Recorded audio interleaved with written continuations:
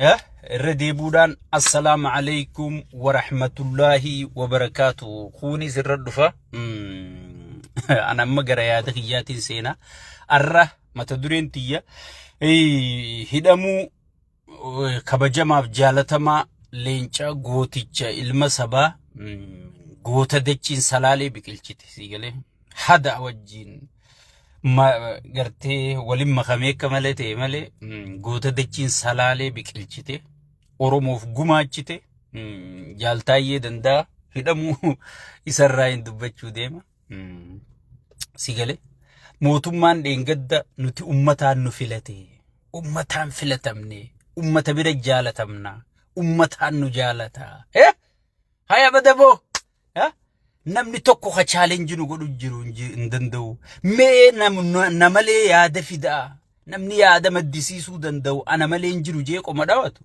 akkami yaada nam tokko dura dhaabbachuu dadhabe baatii lamaaf bartaayyeen eega bay baatii sadii muukan akkami baatii sadiif sigale yaada nam tokko dura dhaabbachuu dadhabe horeen hundi hanga qaallitti yaadaanee arba harma gurguddasaniin baatut namicha kana nurraahid nudiigee nurraahid jedhanii shayxaanticheetti iyyan biiroo dhaqanii sigale shayxaantichi duraanuu qophaawaatiin jira yaa asaabaati yaa obsa jeenjansi oggee biiroo isatti gartee wadalloota holayyii tana walii qabee sigale ichi marrattu holayyiin tun ichi marrattu duraanuuttiin qophaa'u jira obsa maaltu isini yisisere mootummaa misoomaatiimi mootummaa jijjiiramaatiimi jijjiirama fidu jirtaniimi ummanni jijjiirama keessa lafatti itti gammatu jiraami nama waa barreessu jaawarii fi taayye sheekaa butaafa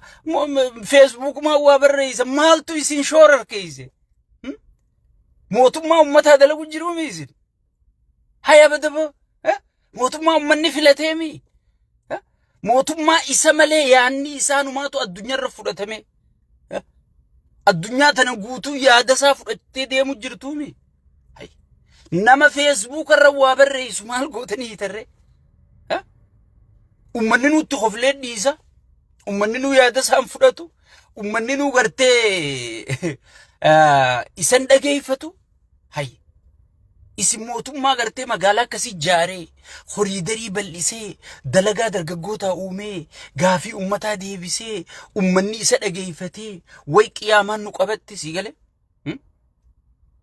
way qiyaamaan nu qabatte mootummaan akkana addunyaarraa hun jiru jettee addunyaan guutuun harka nu kennattee faarsee bulaan akkana jechuu jiraami addunyaan guutuun abbichuu fakkeenya godhatte namichi maarree sun Ibrahim Traoré sun Burkina Faso sun barfaana abbichuu jala deemu jira barmiti kana addunyaan guutuun Afrikaa fi Ameerikaan hundi yaade qaallicha shayxaantichaa jala deemu jira jettanii amantan yaada namni tokko barreessu dadhabdanii yaada namni lama barreessu viidiyoo sheekaa butaafaan asirraa ol bahanii sigale barisin amma qilleensarraan sa'aatii meeqan ajjeeftan sigale numa laattaniitu mana dhaqqabuu dadhabdan malee sigale qilleensarraan niyaa keessatti mee hoggi meeqan ajjeeftan sigale mee hoggi meeqan ajjeeftan akka rabbii dubbadhu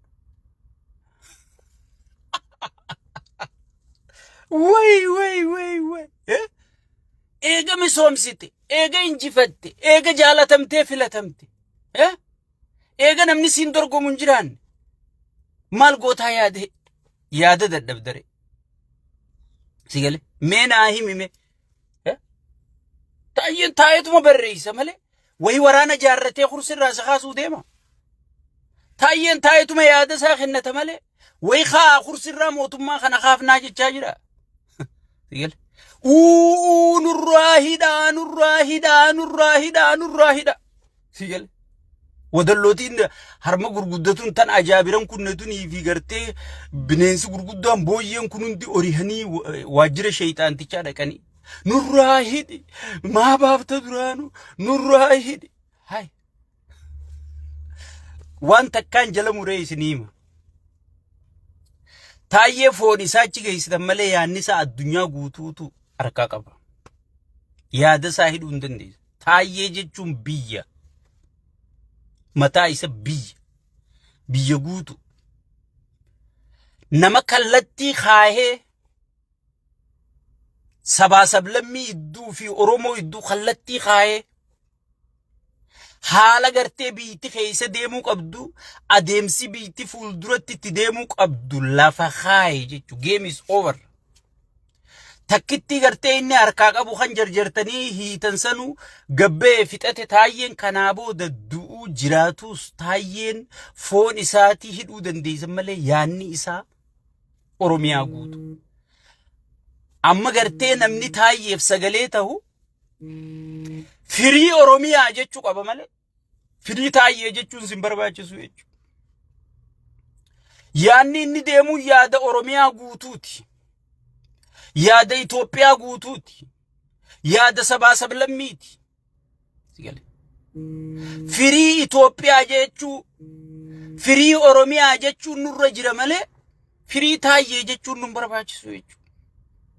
Sigale dhiirtii boodhi jirame barra duraan inni kam yaade qaallichi sheeyxaantichi kun taayyee kana barra akkuma isaa garaachoo see bara akkuma inni garaachoon wayyaanee jala garaaf gartee kan wayyaaneen hudduu keessa kadhalatti isa tumtu sigale goftaa hojii wayyaanee jala deemuu ture sana akkasuma isa see bara gana gabbahee qeensii natti ergee sheekii natti ergee narra kufee yaa goftaa kiyya naaf balleeyse dalaguma na deebisi jee akkasitti gartee akka wadallootiin isaa sun itti waywaatutti fakkaatte si taayyee jechuun bar ilma dhugaatii bar nama dhugaaf dhalatee dhugaaf du'u bar dhugaaf jiraatu bar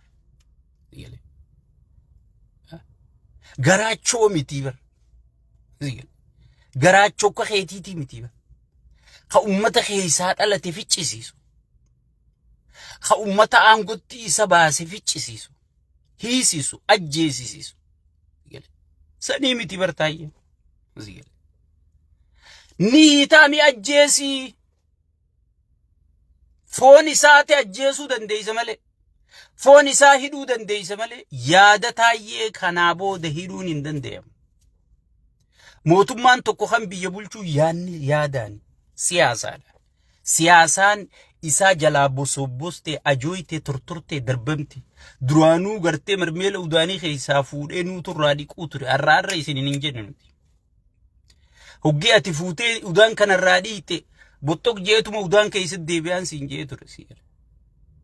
Mee amma ol bahee miidiyaa irratti qaallichi kun miidiyaa fedheerra dhaqee yoo waan takka dubbate kunni kijiba jaanamni hundi even ka isa deeggarullee waan inni haasa'u namanuu jechuudha. Waan Jawaar haasa'u waan Sheek Abbutu haasa'u waan Taayyee Danda'a haasa'u amanaa jechuudha. Kanummaan isa deeggarullee. Mootummaa hangana kufe. Mootummaa hangana fudhatama dhabe. Mootummaa hangana siyaasaan isaa jalaa bosobbostee kufte. Kun yeroo eeggataa jechuudha. Hanganaa wanni umrii isa dheereyse dadhabina mooraa qabsaa'otaati. Sigale? Mee wanta zambite.